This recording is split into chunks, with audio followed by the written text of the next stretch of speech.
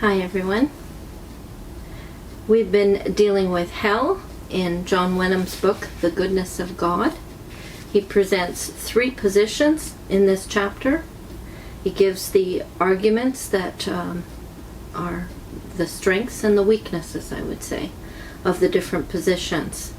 We have dealt with traditional orthodoxy, we've dealt with universalism, and now we are going to do conditional immortality. Conditionalists look for the resurrection of all men, followed by a just sentence according to the deserts of each, which will mean anguish, but not unending torment, for those outside Christ, finally terminating in the second death. Some, though not all, believe that there is no conscious existence of a soul without body between death and resurrection, but that at death all pass into soul sleep in total unconsciousness. This would mean that the first consciousness of the redeemed after death would be of Christ's welcome into paradise, that is to say, into heaven. The conditionalist tries to establish his case by raising fundamental questions. For example, does the Bible teach that the soul is immortal? Does it not rather teach that the soul that sins will die? Do not the most frequently used terms, death, destruction, perishing, and the metaphor of the fire which consumes vegetable matter, suggests an end? The description of Gehenna is based on the garbage dump in the valley of Hinnom, outside Jerusalem, where the slow fires ceaselessly burnt and the worms steadily consumed the rotting rubbish. Does not the Bible rather teach that man is mortal, and that sin is a self-destructive force, which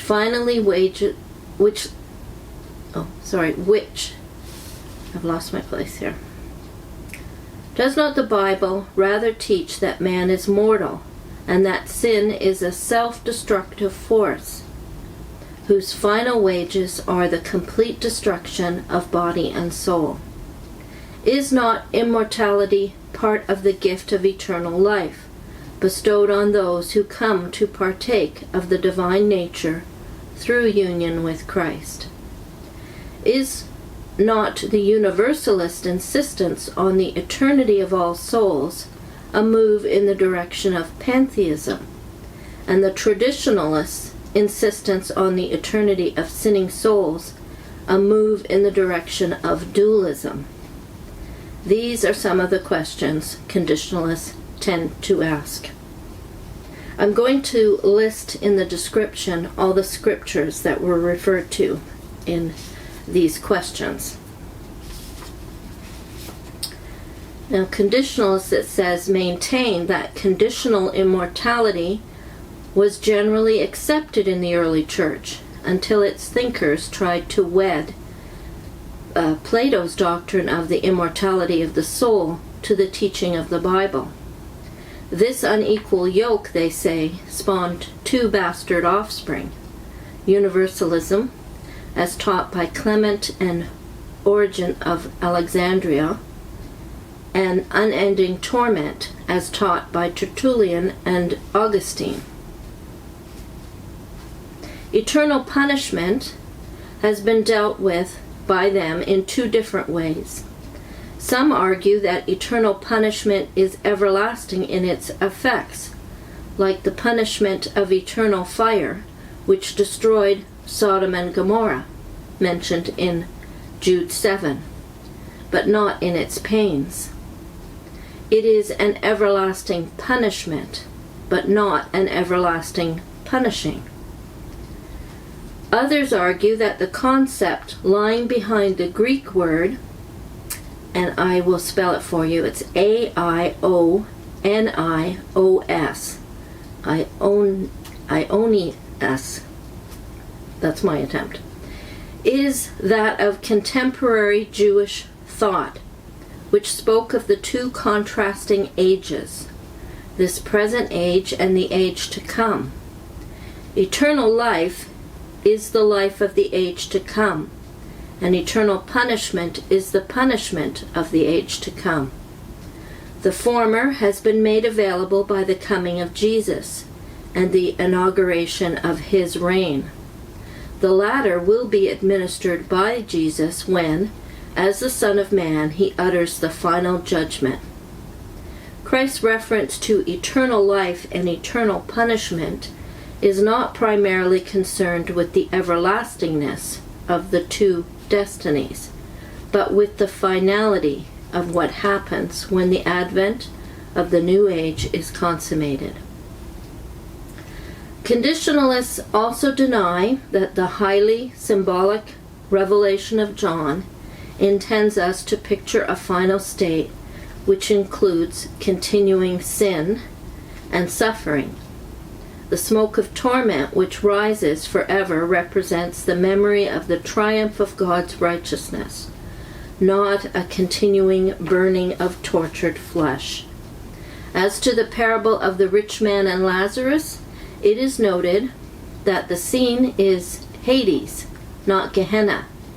Hades is one day to be cast into the lake of fire, and that the passage is pictorial rather than literal. If it is said that conditionalism devalues the terror of biblical deterrence, since to believe in annihilation is only to believe what the atheist believes, and many tormented people might welcome annihilation, conditionalists would reply in these terms. 1. The atheist has no conception of the wonder and blessedness of heaven. 2. He therefore has no conception of what it means to forfeit heaven, to forfeit the very purpose for which he was made. 3. He has no realization of what will be involved in the dread of awaiting judgment and in the anguish and remorse of standing naked in the presence of God to see his true self revealed and to hear the judge say, "Depart." 4. It is doubtful if anyone really desires annihilation. Man clings tenaciously to life, and it is arguable that the prospect of annihilation is the most dreadful of all fates. Certainly it is the most final of all tragedies. If the purpose of the Bible is to paint the horror of just judgment and final destruction, its language is not exaggerated.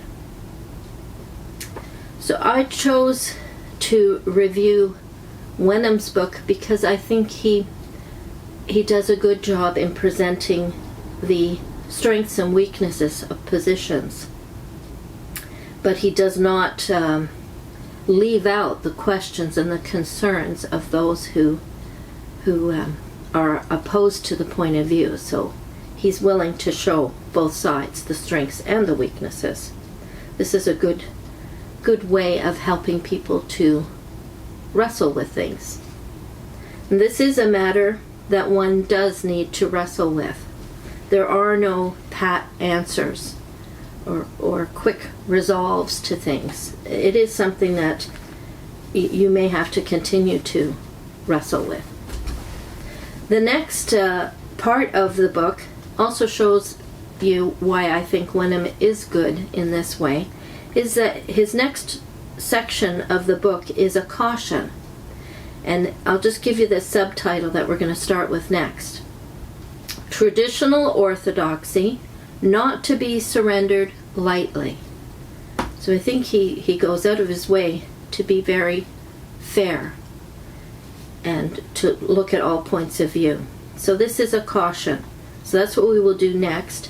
I am going to link here a video called Christ Brought Life and Immortality to Light, Yet Millions Prefer Old Light, e.g. Ecclesiastes. And the second one is man's soul is body and spirit, unlike angels, unlike Greek view. So those are two that I thought might be worth reviewing. One is about being sure that you're reading the Old Testament in totality, not bits and bytes, to come to conclusions. And the second one with Orr, about the compound nature of man.